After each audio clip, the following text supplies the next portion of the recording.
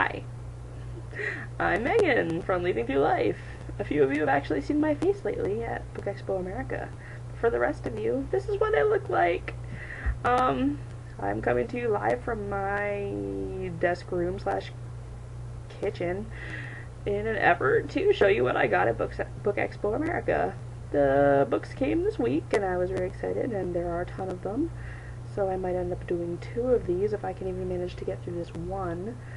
So, onto the books. Alright, the first one we have is The Spoils of Eden.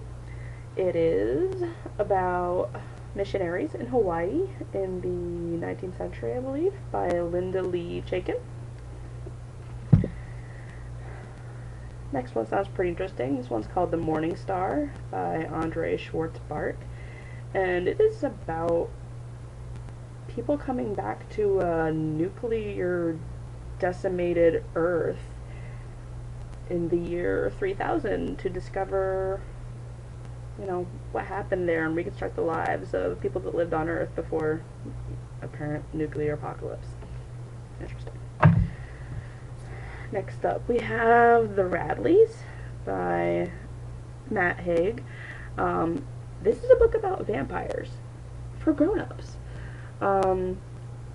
It's about a couple and their 2 kids who are living a reasonably normal life in a village in England, except the parents are vampires who are abstaining from vampire-y things in an effort to make their kids have a normal life, except of course something goes wrong, which I imagine was what the book is about. Okay, next we have Shelter. This is by Scott Sater. This is about the homeless shelter run by Harvard students, and it looks pretty interesting and a little dense perhaps. Maybe something like I would have read for class back when I was in college. But nonetheless, I read a lot of good books in college, so I'm hoping that this is a good, educational, interesting book. Next up, in dense books, we have The Emperor of All Maladies.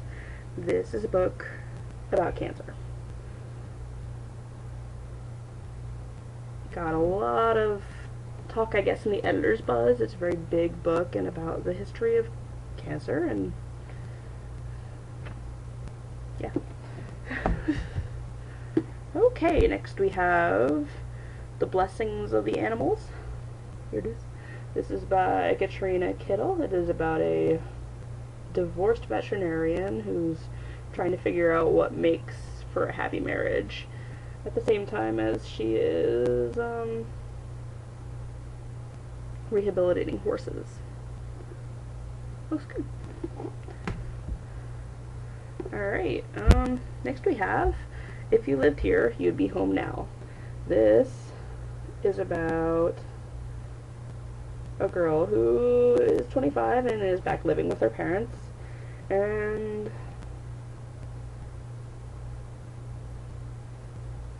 with a kid that she had at a very young age. Alright, next up, this is Some Sing, Some Cry. It is about emancipated slaves. It's a very big book. Apparently music plays a big role in the book and in the lives of the characters. So that sounds pretty interesting.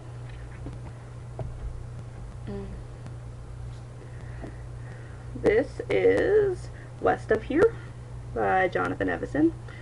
I guess this got a lot of buzz on the editor's buzz panel too. It is about a fictional town in Washington State and about the people that lived there in 2006, but then also the people that lived there in 1890. So same town, 2 different epics. Should be interesting. Okay, next up we have Per Pedersen's I Cursed the River of Time. This is something that I saw somewhere and I was very excited about, and it's got a card in there that's flipping out. It looks really good. I forget what it's about. Set in Norway. Yeah, I'm excited about this. I was excited to see the copy of this and pick it up. I'm looking forward to reading it. Room by Emma Donahue. This looks really interesting too. I saw this before I even got to BEA, and I was really excited to pick up a copy, and I was lucky to get one. It is from the point of view of a 5-year-old who has spent his whole life living in a room with his mother. Which, I don't know, I've heard lots of good, interesting things about this, so I'm excited. How much time do we have? Okay. This is another Editor's Buzz title, The Evolution of Bruno Littlemore. I'm not really sure if this is going to be my thing, but on one hand it sounds really interesting, and on the other hand it sounds really strange. It is narrated by a chimp with unusual talents, and I read the first paragraph and it was pretty captivating, so I have high hopes for it. I hope it's not too strange, but yeah, again, getting a lot of positive talk at BEA, so I'm excited to check that out.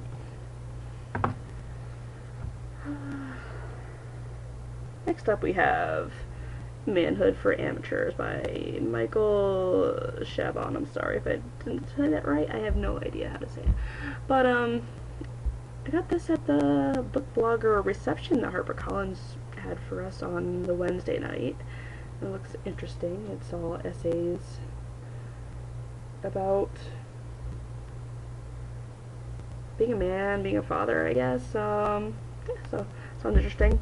And you gotta check out the shirt that he's wearing in this picture. It has got some crazy looking paisley pattern on it there. Check that out. That's awesome. Alright, I still got a few minutes left before 10 minutes elapses. So we have Shade. This is by Jerry Smith Reddy. I went to a panel that she was on about YA authors crossing over and picked up a copy of this. Looks like it's got a paranormal edge to it. I mean, yeah, check out that cover. You would think, right?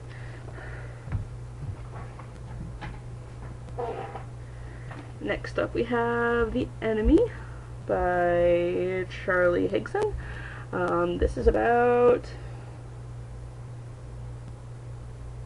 disease striking and children being fed on by decomposing brainless creatures.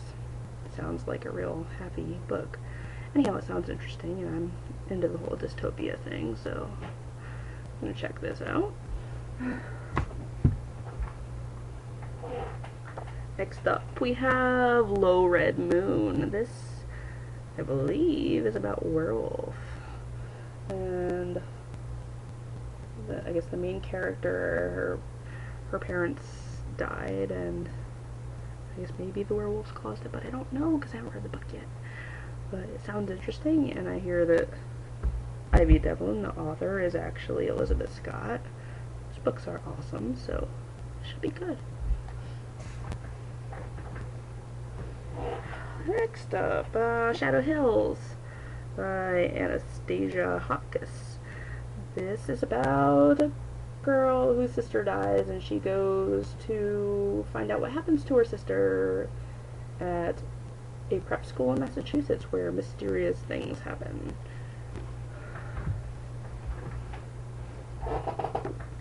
Next up, Firelight by Sophie Jordan. This one was big in the YA Editor's Buzz. It is about I believe, a girl that can change into a dragon, and or vice versa, and she falls in love with a hunter, which is not good news, but it looks very interesting.